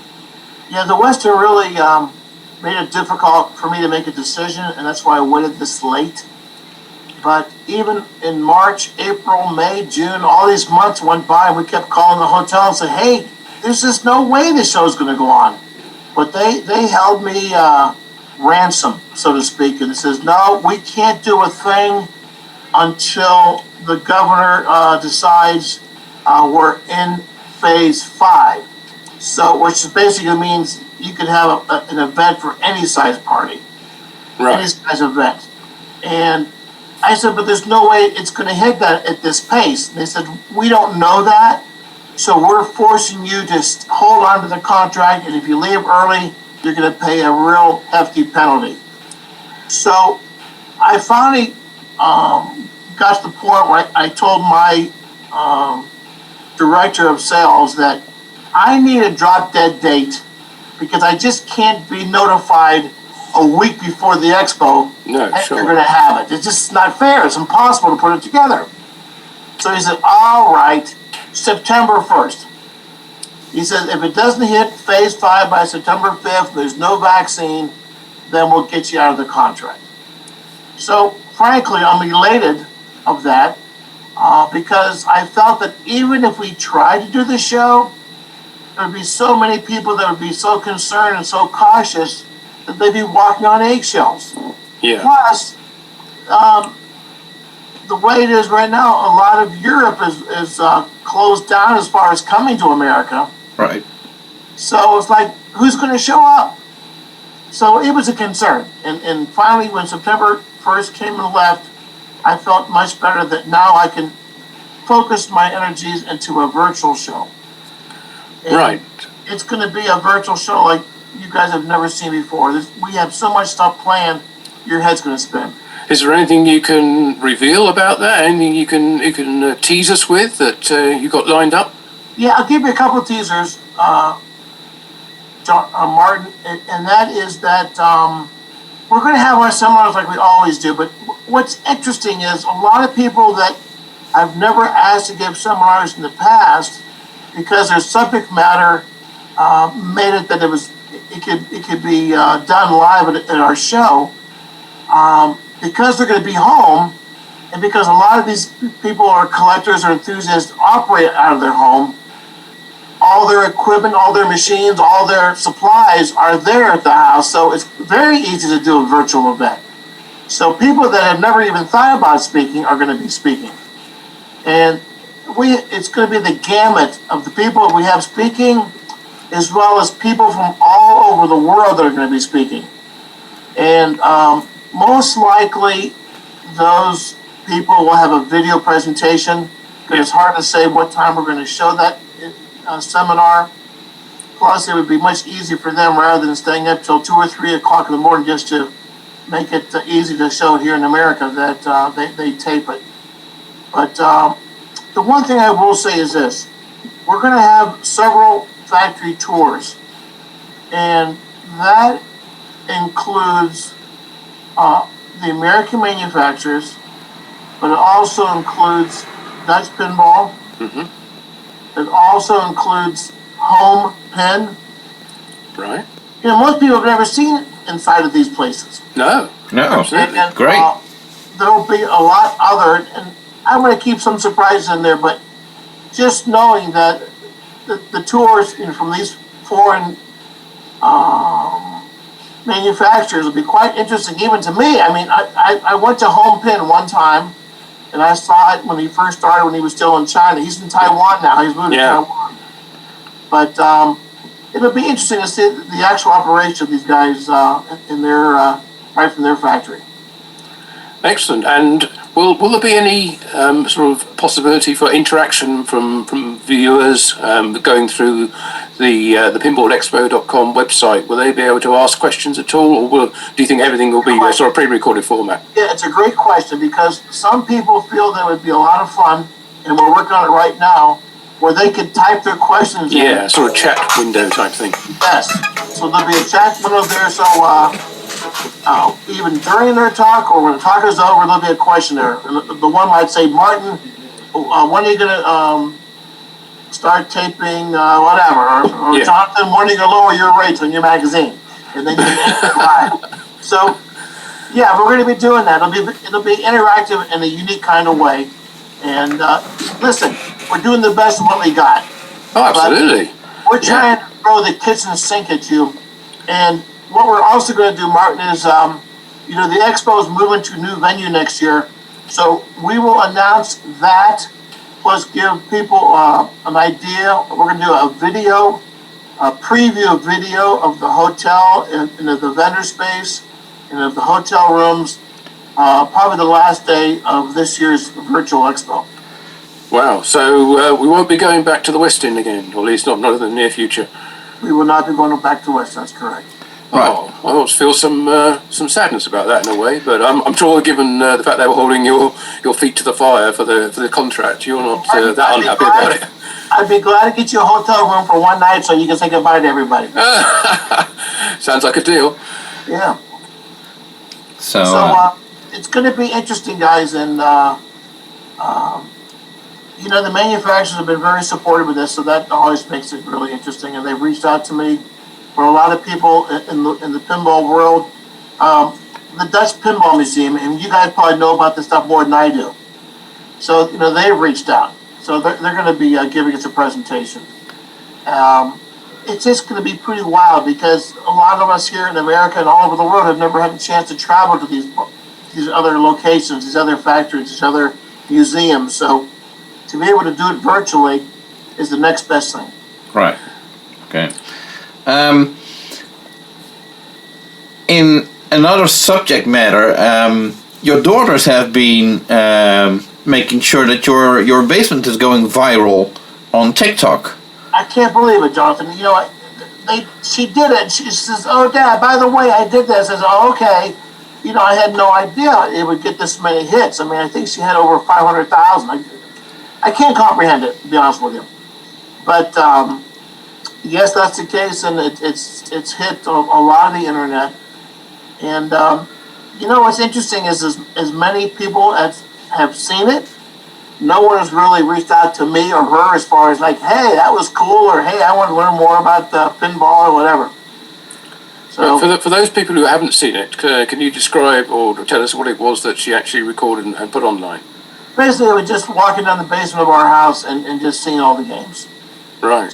What I'll probably do, for the virtual expo is do a walkthrough of my collection right there, because we're going to. Wow. Yeah, that would be great. We're going to broadcast from the basement of my house, so all the machines will be there. Worst comes to worst, if there's a break in time or something, we'll put the camera on one of the machines playing one of the games, or something to do with pinball. I mean, there'll be a lot of interaction going on. And I will say this, if anyone there in the pinball world would like to participate, either as a speaker or if you're selling a service or parts, you're welcome to send us your commercial of your products. And we'll use that in between the seminars, just to keep it going and keep it interesting. Yeah, sounds like you're sort of coming up with almost like a broadcast channel. Exactly right. For running throughout the day. Is it 2 days you're doing this, or is it longer? Show, right now, I envision the show starting Thursday at 5 p.m. Ohio time. Right. Okay. And it'll run Thursday, Friday, and Saturday. Okay, so 3-day event. Okay. 3-day extravaganza. It's the kind of thing that I don't think's ever been attempted before. Are you feeling confident that you'll have the speakers and the factory tours and everything that you're hoping for? Martin, the one thing for people that know me is if I do something, I go all out. So, the seminars has always been my love, and I've always, had, 3 full days of seminars. You can imagine 4 to 6 hours, if not more, just crazy. So it's just my nature, just to fill up every minute with something going on. And what we'll probably do also is, possibly put on YouTube as well, so these will be available to people who can watch it at a later time. Because I don't think people want to stay up, 10 and 12, 14 hours a day. Yeah, that's what I was going to ask you, because obviously last year we did that through Pinball News, and it got a huge number of hits for all the seminars, and even from the people who were there at the time, they wanted to watch them back in case they missed various parts of it. So being able to do it after the event, recap or watch what people might have missed is a very great idea, and and obviously we're there if you need any help with that. Well, it certainly couldn't hurt, my friend. I mean, you reach a wide audience, so that would be great if we could partner on that. Because I'm hoping the Zoom goes without any hitches. I need to have a strong internet connection coming out of my home and make sure there's no hang-ups. Sure. We're working on getting that all prepared, but it should be very interesting for everyone here involved because we all miss pinball so much. We miss the live shows, and I believe some of the other shows have done a couple of virtual attempts. I haven't seen any of them. But we're going to take it to the extreme. Yeah, it sounds like it. Yeah, it sounds very exciting. And the best news is we're going to do it for free, no charge. Yeah. So we've come up with a really creative design for this year's event. So we'll probably sell shirts this year as well. And it'll say something like, I tuned into the virtual Pinball Expo. But this is a big part of Americana that it'll be fun to look at years to come, assuming this world is still around and people are healthy. Well, assuming that we finally find a vaccine and we can get back to the old normal. You know it. Yeah. So we're doing everything we can to make this thing really fun and interesting and just with the seminars, and probably, I'll announce the seminars perhaps a week before the event because there's just so much involved in putting this together and the timing and everything. But we'll have a scheduled events like we do normally. Right. Okay. So if people want more information, where should they go? Well, they can go to pinballexpo.com. We'll try to update that as much as we can. And if not that, just have them reach out to my email, the brkpinball@gmail.com. And they can certainly reach out to me for any questions they may have or if they want to get involved in any way. Great. Well, I think you've answered all our questions, to be honest, unless Jonathan has any more. No, I think, the only thing I was wondering about, obviously you were sort of held hostage by the Westin, but were you in the meantime already planning this virtual event, or do you basically have to start now? Yeah, to be honest with you, we have been planning it for the past, I'd say, month and a half, because in our hearts we felt there's just no way they're going to open up the Westin. So it was planning it, but not planning it with an exclamation mark. So once we got the word September 1st, then it was like, green light, go. Really put the effort and push into making it happen. Will you miss all the razzmatazz and the stress and the excitement of actually sort of having everybody come to one place and seeing everyone and shaking their hands and thanking them and them thanking you for holding the show? The only thing we have to do, Jonathan and Martin, is for you guys to send me emails or call me up. Hey, I love you, man. Keep it up, baby. Keep it up. It's great. But like I tell my son, deal with what's dealt to you. Sometimes it's stuff out of our control, and we got to make the best out of it.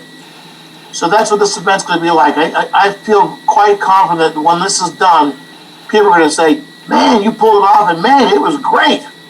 So, that's the energy we're hoping to do, and the response that we want for everybody to have when this is over. Like, this was really well done. And I don't expect any less than that.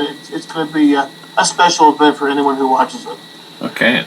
Well, we look forward to it. Miss it. But we'll miss seeing you in person, and Bridget, of course, and everyone else behind the scenes, the Pinball Expo staff. But thanks for putting this on, and thanks for talking to us today about the plans. I thank you guys so much, and thanks for keeping the hobby going, man. It all starts with you guys. You're the connection to the world. Thank you. Right. So, best of luck with your preparations, and obviously there's going to be full support from both Pinball Magazine and Pinball News, I suppose. So we look forward to Pinball Expo, the virtual 2020 edition.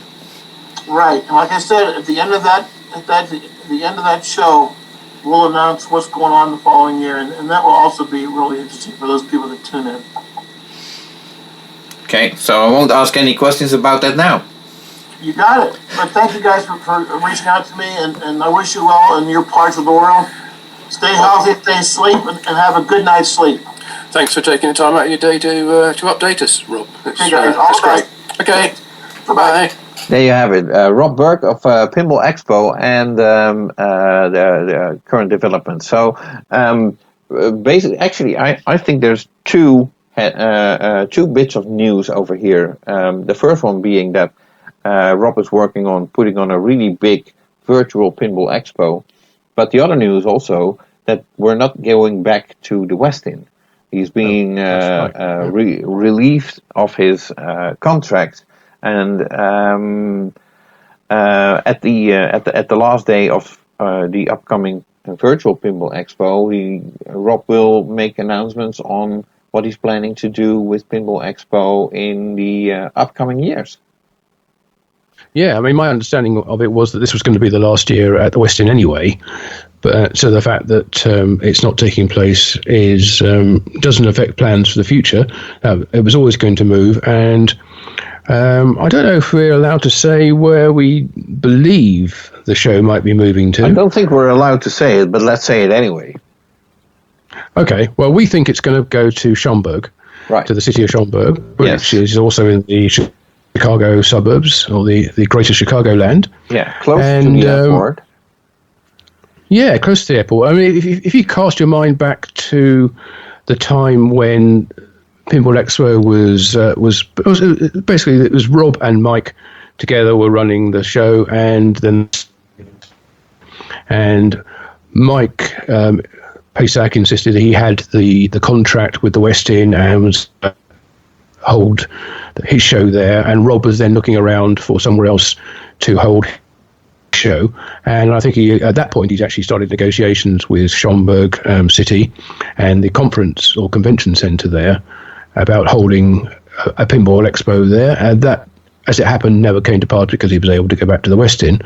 But I think he was sufficiently impressed with the facilities that they had and the hotels that were linked and in the neighbourhood, and the facilities all round, bars and the restaurants and the arcades and the barcade, all in Schaumburg, that he saw that as the future place for Pinball Expo to be hosted. And so we think, it hasn't been confirmed, you have to wait until the last day of the virtual expo to find out for sure. And if that is it, when it will be held exactly. So and hold on. how you'll be able Are you to telling me take that part. basically we're not going by facts, but by what we think? Yep, that's I think we are. Yeah, as I say, no, lots of caveats. No, not anybody's going to go ahead and book any hotels based on this. I don't think. So no need it's just to. our understanding. If it's Schaumburg, there's plenty of hotels there, so that shouldn't absolutely. be a problem. So, I look forward to Pinball Expo. On a slightly related note, I think I talked to Gerard van der Senden from the Dutch Pinball Museum, and I think several Dutch pinball industry people, including myself, as I'm apparently a pinball industry person now, are looking to do something like a seminar or something like that from the new Dutch Pinball Museum. So I'm looking forward to that. And sounds great fun. I also reached out to Barry at Dutch Pinball and asked him if he'd be willing to take part in the Pinball Expo virtual presentation, and he said he was. So we can look forward to seeing a factory tour and a view of the games being made from the Dutch Pinball factory as well, as part of the virtual event. Right. Okay. So what I understood is that Gerard is probably recording a virtual tour of the Dutch Pinball Museum, the new one, because they recently moved to a new and much larger location. I haven't been there yet, so I'm really looking forward to going there. And and if it's up to the Dutch, we're going to be helping Rob to make sure that his virtual expo is becoming quite a success. So. Well, that's great, and because I don't know, did we cover this in the last podcast? My memory is a little fading on me. Is whether we covered the Dutch Pinball Open Expo had the cancellation of that. Well, at that time, there was no. We didn't know yet whether the event was taking place or not. And actually, mid-August, as part of the organizing team that I am, basically, I can say we decided that there's no way that we could organize the event without social distancing. And basically, earlier on, we said if we have to do social distancing, we won't be able to do it.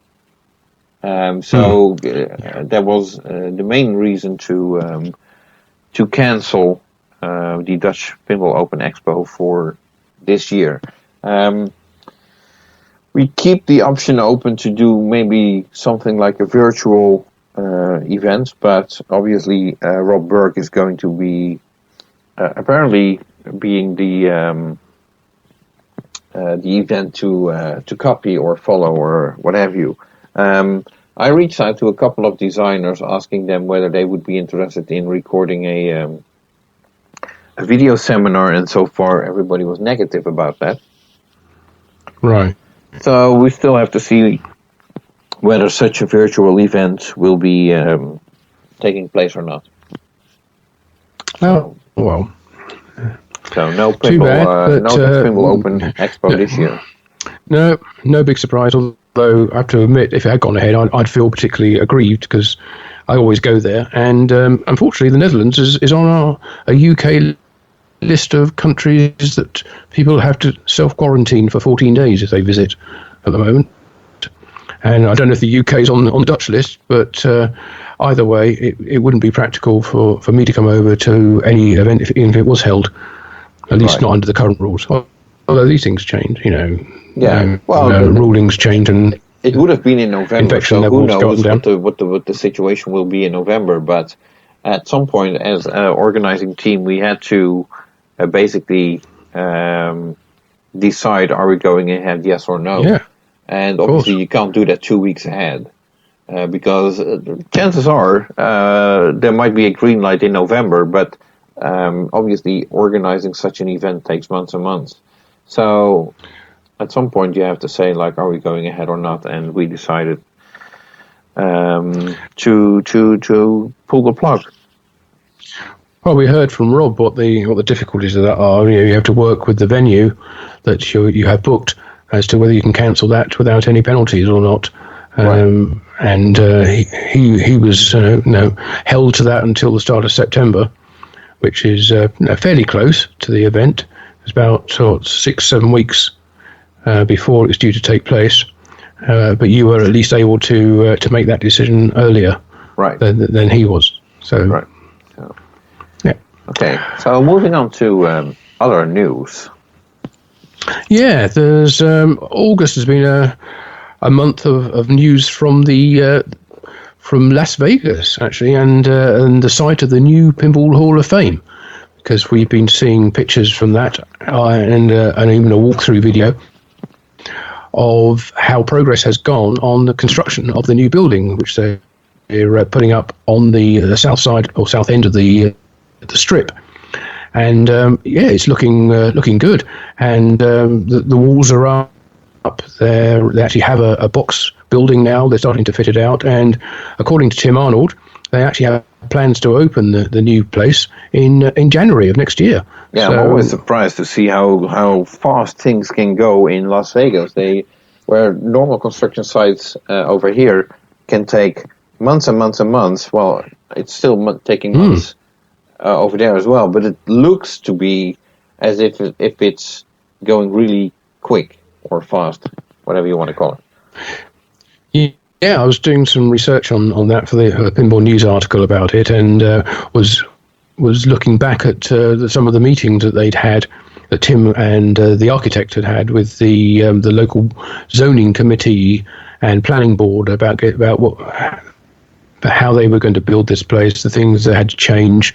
Tim actually covered quite a lot of that in the early days of the planning in his Pinball Expo seminar from not last year, the year before, when they just bought the plot.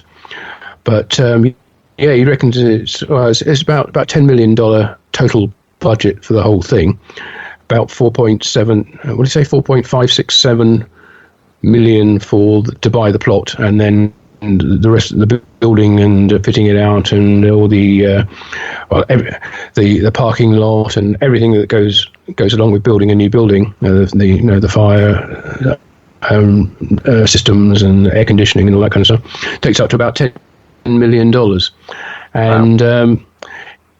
In that was as part of that presentation that he and the architect did to the planning committee and the zoning committee, there was a picture of what the final museum or the Hall of Fame is intended to look like, which is something I hadn't seen before, but it actually looks pretty awesome. And they've got a really big sign at the front, which obviously says Pinball Hall of Fame on it, and it also looks like they're going to cover the entire front of the building, which is great lettering saying the same thing.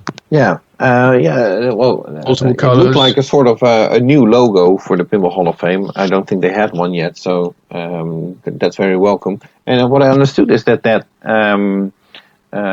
new sign is going to be right across the Hollywood, the Las Vegas sign. Which right, yes, it's almost on the other side. Yes. Yeah.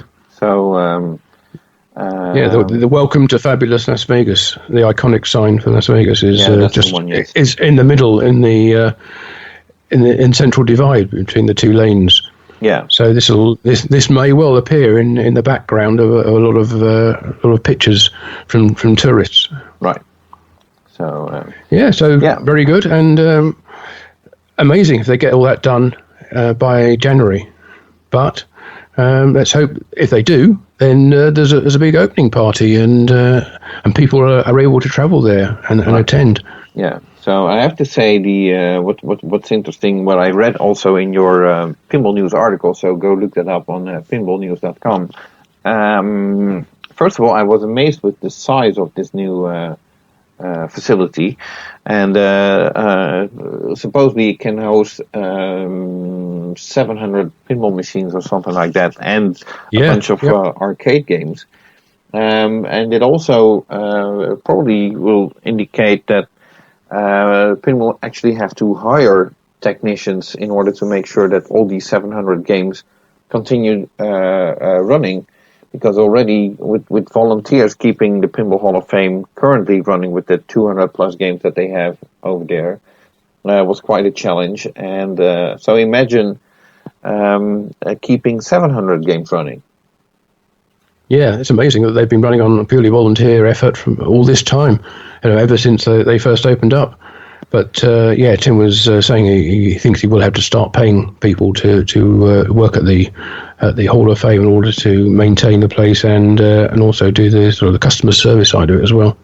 Right. But his number one aim is to pay down the remaining debt on the new building. He's still the Las Vegas Pinball Collectors Club still owns the current premises, so they'll be able to rent that and or sell it maybe eventually, and repay some of the loan that they've taken out in order to build the new place. But even so, he said that he reckoned they were only about 20% loaded up on debt. So I guess that's about $2 million on a $10 million build. So he reckons he can pay that off fairly rapidly and get back to making charitable donations to the Salvation Army, which is where all the profits from the Hall of Fame have been going in previous years, and it was paused while they embarked on this project. So and I'm sure it will be a very well received donation in these difficult times, where a lot of people, particularly in Las Vegas, have been out of work or been furloughed or laid off or otherwise found themselves in hardship. Right. Yeah. So. Oh well.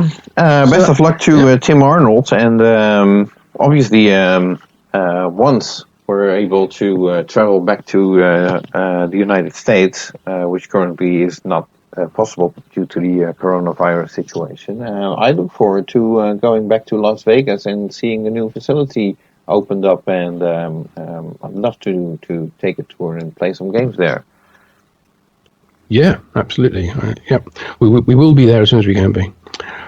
Right. So that's Hall of Fame news. So we mentioned earlier about Chris Franchi, about his pinball podcast and work he might be doing potentially for Dutch Pinball, but he's also been busy doing other work, hasn't he, Jonathan? Yeah. It's rather interesting. Actually, I had a brief text conversation with Chris Franchi about this. He designed a new Creature from the Black Lagoon Translite, which is not going to be printed as a Translite. And, right. The reason the artwork was shown on a page called Metaluna 5 Media on Facebook, and it showed the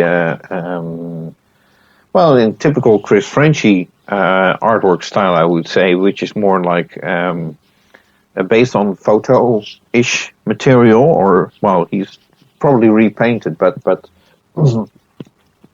it has that sort of photo look to it that we've seen on it's very highly detailed. Yes, exactly.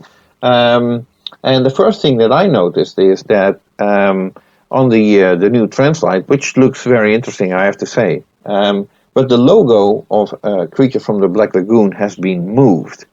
But in order for it to be a Translite, if you're familiar with the game, on that game, the logo on the back glass is actually each letter is lit up separately, and so there's separations made on the back panel of the game.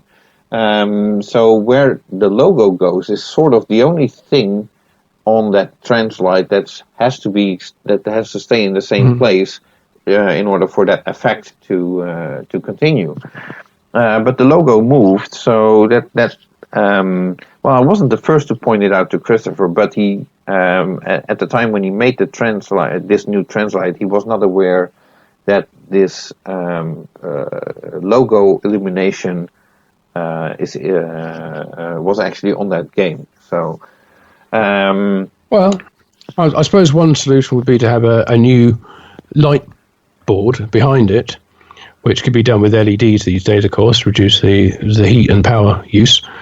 So that might give an option there. You buy the Translight and you also buy the replacement light board, because there have been new light boards for quite a few different games over the past few years, which are but built on sort of foam board type material, which are just plug-in replacements for the existing one, and allow better lighting effects, and also allow you to tune the brightness of the back box as well. So that'd be a good pairing if they did that. Right. So but so I mentioned that to Chris in a messenger chat, and he responded to me that he was not aware of when he did the artwork. He wasn't aware of that individual lighting, but but he also said in that same response that this artwork isn't going to be printed as a Translight. So I suppose it's going to be a poster to put up next to your game if you want to. I'm assuming that you can actually order it at some point. But then again, maybe you can't, because obviously this is licensed material, and I'm not sure whether this artwork will be permitted to be sold. Well, I think the picture I saw had the Universal Monsters hologram on it, which suggested it was actually a licensed product, or if not, then it probably should be, because it was certainly very, very faithful to the original drawing and design of the characters in it. Yeah, exactly. So I couldn't imagine that'd be a problem, but it would seem a real shame if it wasn't turned into a Translight, because it's a good replacement for the existing one, I'd have thought. Right. So anyway, you can look at that for yourself and ask Chris on the Metaluna METALUNA 5 Media page on Facebook. Right. So then, Color DMD had a bit of news. They are currently up to their 102nd game, if I'm not mistaken, and they added support for the smaller dot matrix display games, I should say, that Data East came out with when the dot matrix display was introduced in the industry in the first place. So that's 1991. So we're talking about games like Checkpoint, Batman, Hook, Teenage Mutant Ninja Turtles. Trying to think if I'm missing. I think those four are probably the only games that have the smaller display. Well, Star Trek. Not sure. Yeah, Star Trek. Yeah, Star Trek had that. So so it's 5 games. So, but there's support for those games now, and the first 2 games that have already been colorized are Data East Batman and Hook, which is interesting. Especially, personally, I'd be interested in the Hook one. Not that I have the game, but I always, despite the game being a clunker of a playfield, I still like playing it. So, can't wait to play it with the display in color. Yeah, what's interesting is they're actually these are using the existing 128 by 32 displays from Color DMD, the LED version, not the LCD ones, and they're basically only using half of the display, which seems like a reasonable. If it doesn't take up any extra space or doesn't impinge on anything else on the backboard, then no problem with that at all. I'm sure it doesn't, but it allows an existing 128 by 32 board, or at least panel, to be repurposed and for this range of games, which is nice, because it would be a lot easier to do that than to have to design a dedicated unit just for those few games that use the smaller display. And Right. it's a nice way of extending the reach of Colour DMD. After they've done all the games that they wanted to do in the first tranche, they're now moving on to some of the more, I won't say esoteric, but the lesser supported games, like those like Data East Batman was everywhere when it came out, and Hook was a very popular game as well, and Teenage Mutant Ninja Turtles too. Yeah. But they don't command the same kind of prices that some of the games with the larger displays do. So it's understandable that they were further down the line. But we have to wonder where Colour DMD is going to go after this. They're going to go into do the Gottlieb Premier games. Possibly. Some of the it'd be nice. It would be nice, although they aren't that popular, I'd say. No, I was never a great fan of the red displays that they used in some of those games, the red filters they put over the games. So if they can colorize those, I think that will really bring them to life in a way that didn't happen the first time round. Yeah, and maybe they can also do some new colorization for Stern's Batman. That's a good thought, yeah. So, and I suppose Aerosmith could also use some colorization. Yes, that's right, yeah. It's very monochromatic, that game. I'm only kidding. Okay. Yeah, of so course. what else do we have? Well, the next thing I suppose is something which has affected or has been an issue with quite a few locations that those have been closed down. Pinball locations have closed due to coronavirus. Many of them have struggled to keep going or keep the funding going while they've been closed.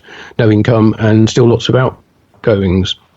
So one of the ways of doing that is to start a sort of a GoFundMe campaign. We mentioned one earlier for Chaz Siddiqui's family. Well, arcades have been doing this as well, and barcades. And one of the ones which is particularly, in my opinion, very worthy, and was I can give a shout out to Jim Shelberg at the Pin Game Journal for pointing this one out to me, is one being run by Marvelous Mechanical Museum. The 4 M's, Marvin's Marvelous Mechanical Museum in Lyon. Lyon. Well, yeah, I was going to say in Michigan. I couldn't remember the exact name of the place, even though I have been there, and it's because I've been there that particularly resonates with me because it's an absolutely amazing place. Have you been there, Jonathan? No, I've been to the other mechanical museum in the one in San Francisco, which also has a GoFundMe campaign going. I mentioned that in our previous podcast. So it's very important that these kind of places do continue to exist because they may not be financially viable if they don't get the support. So Marvin's in particular is just. It's just packed with full of little curios. It's got all the latest pinball games in there, of course, but all kinds of interesting devices and machines and even just curious objects that just appear out of nowhere that you weren't expecting at all. But because it's so packed, it's a very difficult place to socially distance in.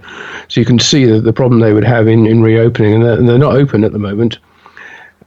And I don't know how they would reopen. So they have $10,000 of monthly outgoings and zero income at the moment. So anyway, put that out there for your consideration. There are plenty of other GoFundMe campaigns and worthy causes. So, but Marvin's is a particular one after my heart, and plenty of other people who live in the area. They all love going there. So. Go and have a look at the GoFundMe campaign and have a look at their website as well, so you can see what it is that they've been doing all these years. So, and let's keep our barcades, arcades, and pinball locations going as much as we possibly can. Yeah. So okay, and then last but not least, a sort of a how do you call it? I don't know. It's an advisory, I suppose, or a public service announcement type thing, or a plug for us. Yes, we're moving, or actually, we already moved. In fact, we've moved. Yeah, we. Sorry, you were breaking. We've moved. Can you repeat that? Yeah, we've done a Jersey Jack. We've moved location, and we're already operating from the new place. Right. Yes, this podcast is the pinball industry news is now on Anchor.fm. That's our new podcast host. We were on Podcast Garden, and I don't know if you remember, last month we had issues because Podcast Garden was down for quite a long time. And that wasn't the first time either. It wasn't the first time, and we weren't the only ones affected by that. Quite a few other podcasts, including some pinball podcasts, were unavailable due to that. And Jonathan very kindly stepped in and hosted the July update. But we sort of decided enough's enough. We need to do this properly. So we're now on Anchor FM, which also links to Spotify and Apple. So if you get your podcasts from any of those places, we're on there. We are Pinball Industry News. So if you want to go to our website, where you can download this and listen to this and any of the previous 36 podcasts that we've done, interviews, monthly updates, bonus podcasts, then we're on anchor.fm/pinball-industry-news. That's our new home, and hopefully you can sign up to that, subscribe to our updates, and you will get notified every time we do a new monthly bonus or interview podcast. Right. So that's the public service announcement, and we hope you find it useful, and that Anchor FM is a bit more reliable than Podcast Garden was. Right. Hopefully that will be the case. The good news is they're free, so we don't have to no longer pay for hosting. Yes, that's absolutely right. I'll be honest, I didn't even know we were paying. Jonathan was very kindly. Yeah, I was picking up paying, the tab so, for this. Yeah, sure. So, it was only like $30 a year, so it's not that's a saving. Oh, yeah, it's a saving. So, and I suppose I'll be knocking on Podcast Garden's door, seeing if I can get a refund, because I think we just extended for another year, and now we're leaving. So I suppose maybe I can get $20 back or something like that. I don't know.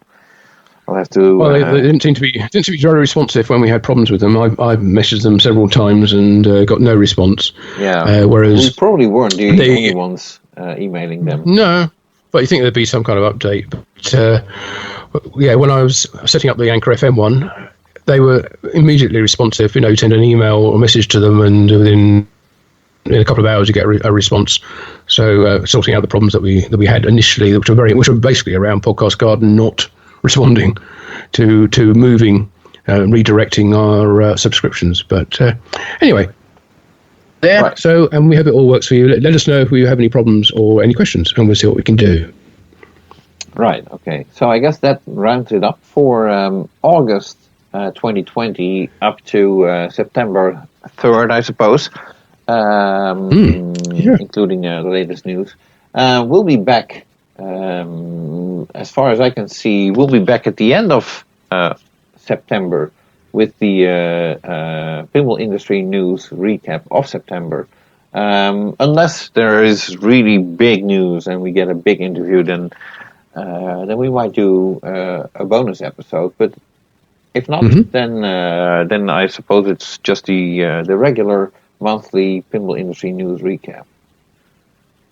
Yeah, and it looks like September 2020 is going to be an interesting month. And we already mentioned some of the things we think are going to be happening, but there are always other things which pop up which we weren't expecting. So, yeah, let's look forward to all that. And we might not have pinball shows or tournaments to go to, but there's still a lot going on in the pinball world, and we'll bring you up to date with it in a little under a month's time. Right. So, and one last public service announcement. If you were following this podcast by use of RSS you might have to register a new RSS feed or save. I don't know how that works, but basically, just subscribe to the new one. Subscribe to the new RSS feed on Anchor FM, and then you should be automatically notified when a new episode is up. That's right. Okay. Well, basically, that's it. So I'd say bye-bye, and until next month. Yeah, take care, everyone, and we'll see you at the start of October. Okay, thanks. Bye-bye. Bye.